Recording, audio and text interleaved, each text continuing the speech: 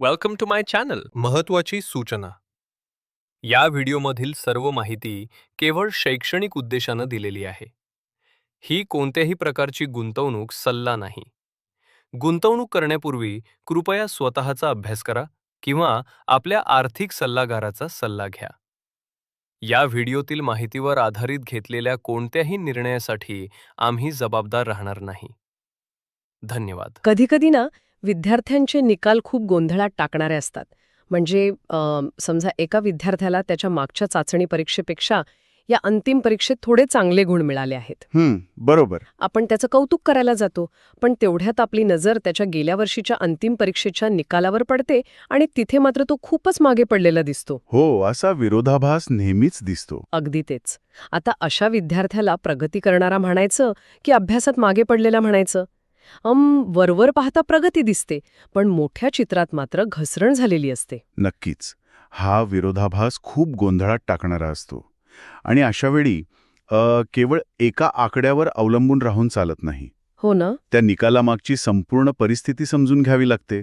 प्रश्नपत्रिका किती कठीण होती किंवा विद्यार्थ्याच्या अभ्यासाची पद्धत कशी होती हे सगळं पाहावं लागतं. खरंय. आर्थिक जगातील विश्लेषण करणंही म्हणजे खरोखरच अशाच प्रकारचं गुंतागुंतीचं काम असतं.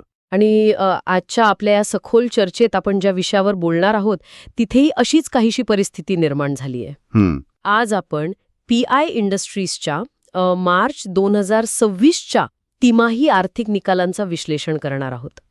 यासाठी आपण कंपनीची अधिकृत बॅलन्स शीट, व्यवस्थापनाच्या नुकत्याच झालेल्या मुलाखती आणि बाजारातील काही प्रमुख विश्लेषकांचे अहवाल वापरणार आहोत. अगदी बरोबर. आजच्या या चर्चेचा मुख्य उद्देश हा आहे की आकडेवारीच्या जंजाळात न अडकडता कंपनीच्या विक्रीत मागील तिमाहीच्या तुलनेत वाढ होऊनही नफा का घसरला हे समजून घेणं. नक्कीच.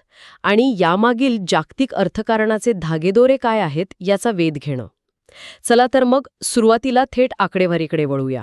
मला सांगा, गेल्या वर्षीच्या तुलनेत PI इंडस्ट्रीजची ही कामगिरी नक्की कशी दिसतीये? जेव्हा आपण या सर्व आर्थिक अहवालांवर नजर टाकतो ना आणि गेल्या वर्षीच्या म्हणजेच मार्च 2025च्या तिमाहीशी तुलना करतो, तेव्हा चित्र काहीसं चिंताजनक दिसतं. अच्छा. मार्च 2026ची आकडेवारी सर्व प्रमुख मापदंडावर कमकुवत राहिली आहे. याला आपण आर्थिक भाषेत इयर ऑन इयर घसरण म्हणतो. कंपनीची विक्री 12% घसरून 1,565 कोटी रुपयांवर आली आहे. गेल्या वर्षी याच काळात ती 1,787 कोटी रुपये होती. बापरे. विक्रीत 12% घसरण होणे हे निश्चितच दखल घेण्याजोगं आहे. पण विश्लेषणांच्या अहवालांमध्ये मुख्य चिंता ही नफ्याबद्दल व्यक्त केली गेली आहे, बरोबर? हो, कारण नफ्याला बसलेला फटका अधिक खोल आहे. कंपनीचा ऑपरेटिंग नफा, ज्याला आपण इबिटा म्हणतो, म्हणजे व्याज, कर आणि घसारा वजा करण्यापूर्वीचा नफा ना? अगदी बरोबर. तो 26% घसरून 337 कोटींवर आला आहे. गेल्या वर्षी तो 456 कोटी रुपये होता. पण सर्वात मोठा धक्का बसलाय तो निव्वळ नफ्याला, म्हणजे नेट प्रॉफिटला. तो किती घसरलाय? तो तब्बल 39% खाली पडून थेट 200 कोटींवर आला आहे. गेल्या वर्षी याच तिमाहीत कंपनीने 330 कोटी रुपयांचा निव्वळ नफा कमावला होता. अरे बापरे. 39% घसरण? होय. आणि स्वाभाविकपणे याचा थेट परिणाम कंपनीच्या प्रति शेअर कमाईवर झाला आहे. ती देखील 39% घसरून 13 रुपये 20 पैशांवर आली आहे. म्हणजे जवळजवळ 40% नफा गायब झाला आहे. हे आकडे ऐकायला खूपच निराशाजनक वाटतात. खरंय. म्हणजे जेव्हा एखाद्या कंपनीची विक्री 12% कमी होते पण नफा मात्र 39% पडतो, तेव्हा याचा अर्थ असा होतो की कंपनीचा खर्च तोच राहिलाय पण मिळकत कमी झालीय. अगदी बरोबर ओळखलात. पण इथेच मगाशी आपण जे विद्यार्थ्याचं निकालाचं उदाहरण दिलं ते लागू होतं. जर आपण फक्त गेल्या वर्षीशी तुलना करून थांबलो तर सगळीकडे अंधारच दिसेल. पण जेव्हा आपण मागील तिमाहीशी म्हणजे डिसेंबर 2025च्या तिमाहीशी याची तुलना करतो तेव्हा एक वेगळीच बाजू समोर येते. नक्कीच. तिमाही दर तिमाही आधारावर पाहिलं तर डिसेंबर 2025च्या तिमाहीत कंपनीची विक्री 1,376 कोटी रुपये होती. ती वाढून मार्चमध्ये 1,565 कोटींवर गेली आहे. म्हणजे विक्रीत सुधारणा झाली आहे. हो. ऑपरेटिंग नफा देखील 302 कोटींवरून वाढून 337 कोटींवर पोहोचला आहे.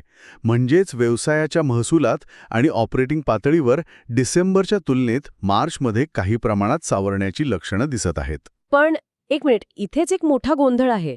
मला हा विरोधाभास समजून घ्यायचा आहे. सांगा ना.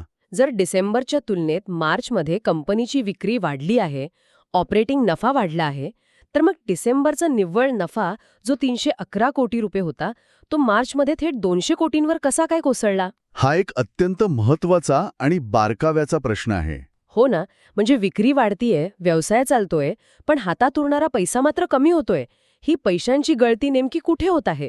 याचं उत्तर समजून घेण्यासाठी आपल्याला फक्त पीआय इंडस्ट्रीजच्या अंतर्गत कारभाराकडे बघून चालणार नाही. मग आपल्याला जागतिक ॲग्रोकेमिकल बाजारपेठेत सध्या काय घडत आहे ते पाहावे लागेल. जेव्हा विक्रीचे आकडे वाढतात पण निव्वळ नफा कमी होतो, तेव्हा त्याचा सरळ अर्थ असा असतो की कंपनीच्या मार्जिनवर प्रचंड दबाव आलेला आहे, अच्छा, नफ्याच्या प्रमाणावर. हो, हे घडण्यामागे सध्याच्या जागतिक परिस्थितीतील 2 अत्यंत कळीचे मुद्दे कारणीभूत आहेत. म्हणजे ही समस्या फक्त या एका कंपनीपुरती मर्यादित नसून संपूर्ण कृषी रसायन क्षेत्राला वेठीस धरणारी असं म्हणायचंय तुम्हाला? अगदी 100%. जर आपण जागतिक बाजारपेठेचा विचार केला तर सध्या कृषी रसायन क्षेत्र एका मोठ्या मंदीतून जात आहे. बाजारात उत्पादनांना मागणी खूपच कमी आहे. आणि जेव्हा बाजारात मागणी कमी असते आणि माल पुरवठेदार जास्त असतात, तेव्हा उत्पादने विकण्यासाठी कंपन्यांमध्ये स्पर्धा सुरू होते. म्हणजे मग त्यांना किमती कमी कराव्या लागतात. अगदी बरोबर. त्यांना नाईलाजाने आपल्या उत्पादनांच्या किमती कमी कराव्या लागतात. याला प्राइसिंग प्रेशर म्हटलं जातं. बाजारातील या किमतींच्या युद्धामुळे कंपनी माल विकत आहे, पण त्यातून मिळणारा नफा मात्र संकुचित झाला आहे. हे समजण्यासारखं आहे. पण जेव्हा कंपनीचं व्यवस्थापन यावर स्पष्टीकरण देते, तेव्हा ते म्हणतात की हा दबाव तात्पुरता आहे. हो, ते तसं म्हणत आहेत. पण खरं सांगायचं तर जेव्हा कोणत्याही कंपनीला तोटा होतो किंवा नफा घटतो, तेव्हा व्यवस्थापन नेहमीच हे कारण पुढे करतं की हे सर्व तात्पुरते आहे. आपण यावर डोळे झाकून कसा विश्वास ठेवायचा? त्यांच्याकडे याला पुष्टी देणारा काही ठोस युक्तिवाद आहे का? तुमचा संशय अगदी रास्त आहे. व्यवस्थापनाच्या दाव्याची छाननी करणे हेच तर आपलं काम आहे. व्यवस्थापनाने या तात्पुरत्या मंदीमागे जे मुख्य कारण दिले आहे ते म्हणजे इन्व्हेंटरी डिस्टॉकिंग. Inventory destocking? हो, या संकल्पनेची यंत्रणा समजून घेणं इथे खूप गरजेचं आहे. जगभरातील जे मोठे वितरक आणि ग्राहक आहेत ते सध्या नवीन माल खरेदी करण्याऐवजी त्यांच्या गोदामांमध्ये जो जुना माल पडून आहे तो आधी संपवण्यावर भर देत आहेत. अरे, हे थोडंसं कोविडच्या काळासारखं वाटतंय मला. कसं काय? म्हणजे बघा, कोविडच्या काळात लोकांनी घाबरून घरात महिनाभराचे किराणा सामान आणि गरजेच्या वस्तू भरून ठेवल्या होत्या. हो, आठवते मला. आता जोपर्यंत तो साठा संपत नाही, तोपर्यंत दुकानात कितीही सेल लागला किंवा वस्तू स्वस्त झाल्या तरी कोणीही नवीन खरेदी करत नव्हतं. जागतिक बाजारात सध्या हेच घडत आहे का? हे उदाहरण या परिस्थितीला अगदी अचूकपणे लागू पडते. याला पुरवठा साखळीतील बुलव्हिप इफेक्ट म्हणतात. अच्छा. 2 वर्षांपूर्वी जेव्हा जागतिक पुरवठा साखळीत अस्थिरता होती, तेव्हा या वितरकांनी भीतीपोटी मोठ्या प्रमाणावर साठा करून ठेवला होता.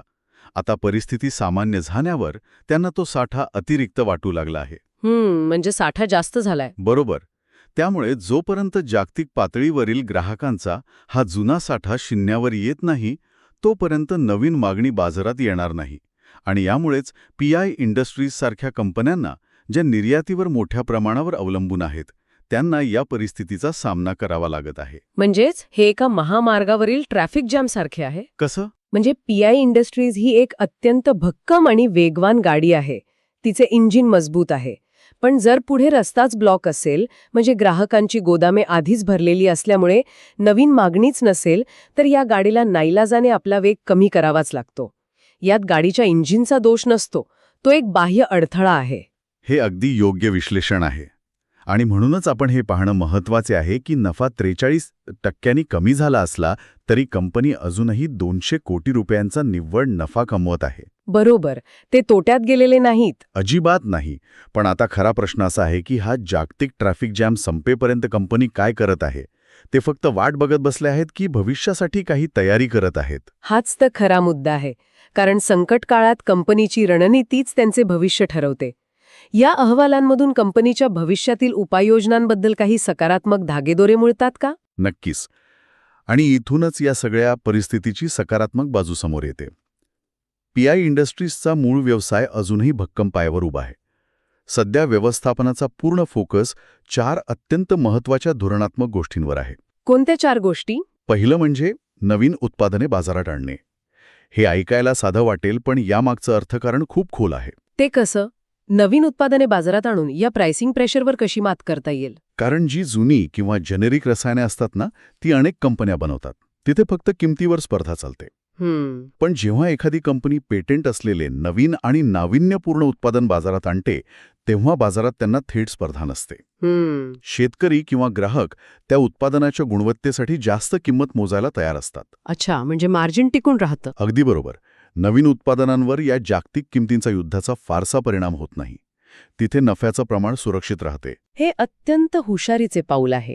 म्हणजे तुम्ही अशा मैदानात खेळायला जाताय जिथे तुमचे स्पर्धकच नाहीत. आणि इतर 3 धोरणं कोणती आहेत? दुसरे धोरण आहे निर्यातीच्या नवीन संधी आणि नवीन बाजारपेठा शोधणे, जेणेकरून एकाच देशावर अवलंबून राहावं लागणार नाही. तिसरे अत्यंत महत्वाचे पाऊल म्हणजे दीर्घकालीन करार करणे. दीर्घकालीन करार म्हणजे नेमकं काय? आजच्या या अस्थिर बाजारात याचा काय फायदा होतो? समजा कंपनीने एखाद्या जागतिक ग्राहकासोबत पुढच्या 3 वर्षांसाठी एक ठराविक किमतीत माल पुरवण्याचा करार केला. यामुळे काय होते की जरी उद्या जागतिक बाजारात स्पॉट मार्केटमध्ये किमती अचानक कोसळल्या, तरी पीआय इंडस्ट्रीजला त्याचा फटका बसत नाही, कारण त्यांचा करार आधीच निश्चित झालेल्या किमतीवर झालेला असतो. हा एक प्रकारचा आर्थिक ढाल म्हणून काम करतो. वा, हे तर खूपच सुरक्षित आहे. होय. आणि चौथी गोष्ट म्हणजे विशेष रसायने म्हणजेच स्पेशालिटी केमिकल्स क्षेत्रात आपला विस्तार करणे. आपण अनेकदा हा स्पेशालिटी केमिकल्स शब्द ऐकतो, पण नेहमीच्या कृषी रसायनांपेक्षा हे वेगळे कसे असते आणि व्यवस्थापन यावर इतका भर का देताय? बघा, नेहमीची कृषी रसायनेही मोठ्या प्रमाणावर तयार केली जातात आणि त्यात नफा कमी असतो. याउलट स्पेशालिटी केमिकल्स ही अत्यंत गुंतागुंतीची आणि विशिष्ट उपयोगासाठी बनवली जातात. म्हणजे औषध निर्मिती किंवा इलेक्ट्रॉनिक्ससाठी? हो, अगदी तसंच. हे बनवण्यासाठी प्रगत संशोधन आणि तंत्रज्ञान लागते, जे प्रत्येक कंपनीकडे नसते. यामुळे पीआय इंडस्ट्रीसारख्या कंपन्यांना या क्षेत्रात एक प्रकारची मक्तेदारी मिळते. तिथे स्पर्धा कमी असते आणि नफ्याचं मार्जिन खूप जास्त असते. म्हणजेच आपण म्हणतोय की कंपनीची ही दीर्घकालीन रणनीती अत्यंत भक्कम आहे. नवीन उत्पादने, दीर्घकालीन करार आणि विशेष रसायने या सर्व गोष्टी कंपनीला भविष्यासाठी तयार करत आहेत. होय, नक्कीच. हे सगळं बघितलं तर असं वाटतं की व्यवस्थापन T20 न खेळता संयमाने टेस्ट मॅच खेळत आहे. बरोबर. तेव्हा बाजाराची पहिली प्रतिक्रिया काय होती? स्रोतांमध्ये या निकालाला बाजाराचा दृष्टिकोनातून कसे रेट केले गेले आहे? तुम्ही अगदी योग्य नस पकडली आहे. दीर्घकालीन रणनीती कितीही चांगली असली तरी बाजाराचं मूल्यांकन हे अल्पकालीन आकडेवारीवर अवलंबून असते. विश्लेषकांच्या अहवालांमध्ये या निकालाला ॲव्हरेज टू वीक म्हणजे सरासरी ते कमकुवत असे रेटिंग दिले गेले आहे. म्हणजे कंपनी भविष्याची कितीही चांगली तयारी करत असली तरी आजच्या घडीला बाजाराला हे निकाल आवडलेले नाहीत? बरोबर. संस्थात्मक गुंतवणूकदार हे दर तिमाहीच्या वाढीवर लक्ष ठेवून असतात.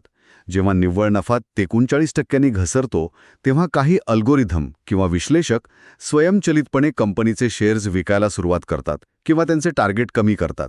अच्छा. त्यामुळे अल्पकालीन परिणामांचा विचार केला तर बाजारात अस्थिरता राहू शकते. गुंतवणूकदार गेल्या वर्षाच्या तुलनेत आलेल्या या खराब आकडेवारीवर नकारात्मक प्रतिक्रिया देऊ शकतात. हे साहजिकच आहे. जेव्हा वर्तमानपत्रांच्या हेडलाईन्समध्ये पीआय इंडस्ट्रीजचा नफा 40% घसरला असं वाचायला मिळतं, तेव्हा सामान्य गुंतवणूकदार घाबरून प्रतिक्रिया देण्याची शक्यता असतेच. हो, तसं होतं बऱ्याचदा. पण मग जे लोक या क्षेत्राचा खरोखरच सखोल अभ्यास करत आहेत, जे दीर्घकालीन विचार करतात, त्यांच्यासाठी याचा अर्थ काय? त्यांनी या अल्पकालीन गोंधळाकडे दुर्लक्ष करावे का? पूर्णपणे दुर्लक्ष करू नये, पण त्यांनी योग्य गोष्टींवर लक्ष केंद्रित करावे. दीर्घकालीन दृष्टिकोनातून विचार करणाऱ्यांनी कंपनीच्या आजच्या नफ्या तोट्याकडे बघण्यापेक्षा कंपनीच्या अंमलबजावणीवर बारीक लक्ष ठेवले पाहिजे. अंमलबजावणीवर? हो. कंपनीने रणनीती तर चांगली आखली आहे, नवीन उत्पादने आणणे, करार करणे, पण ती प्रत्यक्षात किती प्रभावीपणे राबवली जाते हे पाहणं महत्त्वाचं ठरणार आहे. खरंय. जेव्हा जागतिक मंदी आणि ग्राहकांचा जुना साठा संपेल, तेव्हा जागतिक मागणीत सुधारणा होईलच. आणि त्यावेळी जी कंपनी सर्वात जास्त तयार असेल, तीच वेगाने प्रगती करेल. चला, तर मग आत्तापर्यंत आपण ज्या अनेक गुंतागुंतीच्या गोष्टींवर चर्चा केली, त्याचा एक छोटासा सारांश घेऊया. आपण सुरुवात केली ती विद्यार्थ्याच्या प्रगती पुस्तकापासून. पीआय इंडस्ट्रीजची अवस्थाही तशीच आहे. मागील तिमाहीच्या तुलनेत विक्री आणि ऑपरेटिंग नफा वाढला असला तरी गेल्या वर्षाच्या तुलनेत नफा तब्बल 39% घसरला आहे. आणि आपण हेही सविस्तर पाहिले की यामागे कंपनीच्या अंतर्गत कारभारापेक्षा प्राइसिंग प्रेशर आणि इन्व्हेंटरी डिस्टॉकिंग म्हणजे ग्राहकांकडून जुना साठा संपवण्यावर दिला जाणारा भर ही जागतिक कारणे आहेत. बरोबर. आणि या परिस्थितीवर मात करण्यासाठी कंपनी नवीन उत्पादने आणि स्पेशालिटी केमिकल्स यांसारख्या उच्च नफ्याच्या क्षेत्रांवर लक्ष केंद्रित करत आहे. होय. बाजाराच्या दृष्टीने अल्पकाळात हे निकाल कमकुवत असले आणि त्यामुळे शेअर्समध्ये अस्थिरता येऊ शकत असली तरी दीर्घकालीन मूलभूत गोष्टी अद्यापही मजबूत आहेत. मुळात संयम आणि या 4 सूत्री रणनीतीची योग्य अंमलबजावणी हेच येणाऱ्या काळात या कंपनीचे यश निश्चित करेल. अगदी खरंय. आता चर्चेच्या शेवटी या सर्व आर्थिक अहवालांचा आणि आकडेवारीचा अभ्यास केल्यानंतर एक असा विचार माझ्या मनात येतोय जो खरोखरच चक्रावून टाकणार आहे. कोणता विचार? आपण मगाशी अत्यंत सविस्तरपणे बोललो की सध्या जगभरातील वितरक आपला जुना साठा कमी करत आहेत आणि त्यामुळे नवीन मागणी घटलीये. पण जरा असा विचार करा, जेव्हा हा साठा पूर्णपणे संपेल आणि गोदामे रिकामी होतील तेव्हा काय होईल? हा खरोखरच विचार करण्यासारखा मुद्दा आहे. पुरवठा साखळीत जेव्हा असे घडते तेव्हा त्याचे परिणाम खूप अनपेक्षित असू शकतात. अगदी तसेच. समजा जगभरातील कंपन्यांच्या गोदामे रिकामी झाली आहेत आणि नेमक्या त्याच वेळी अल निनो किंवा हवामानातील बदलांमुळे कृषी क्षेत्रात अचानक कीटकांचा मोठा प्रादुर्भाव झाला. अरे बापरे. मग अशा वेळी शेतकऱ्यांना तातडीने कृषी रसायनांची गरज भासेल. वितरकांकडे जुना माल नसेल. मग जगभरातील कंपन्यांना अचानक आणि एकाच वेळी नवीन माल खरेदी करण्यासाठी धावपळ करावी लागेल. त्यावेळेस बाजारात पॅनिक बाईंग होऊ शकते का? हे खूपच शक्य आहे. म्हणजे आज जे ग्राहक माल खरेदी करायला तयार नाहीत तेच उद्या जास्तीचे पैसे देऊन कोणत्याही किमतीत आम्हाला माल द्या अशी मागणी करतील. आणि जर असं झालं तर पीआय इंडस्ट्रीसारख्या कंपन्यांच्या उत्पादनांना अचानक आणि प्रचंड मोठी मागणी येऊ शकते. नक्कीच. त्यांच्या दीर्घकालीन करारांमुळे आणि मजबूत उत्पादन क्षमतेमुळे ते या संधीचा पुरेपूर फायदा घेऊ शकतील. हा ट्रॅफिक जॅम सुटल्यावर गाड्या ज्या वेगाने सुसाट पळतील तो वेग आणि त्याचा नफ्यावरील परिणाम पाहण्यासारखा असेल. खरंय. शेवटी हा जागतिक ट्रॅफिक जॅम सुटल्यावर आणि पॅनिक बाईंगची परिस्थिती निर्माण झाल्यास काय होईल हा एक असा प्रश्न आहे ज्याचा मागोवा भविष्यात घेणं अत्यंत रंजक ठरेल. आजच्या या सखोल चर्चेत आपण इथेच थांबूया. व्हिडिओ आवडला असेल तर लाईक करा आणि अशाच युजफुल व्हिडिओसाठी चॅनलला सबस्क्राईब करायला विसरू नका.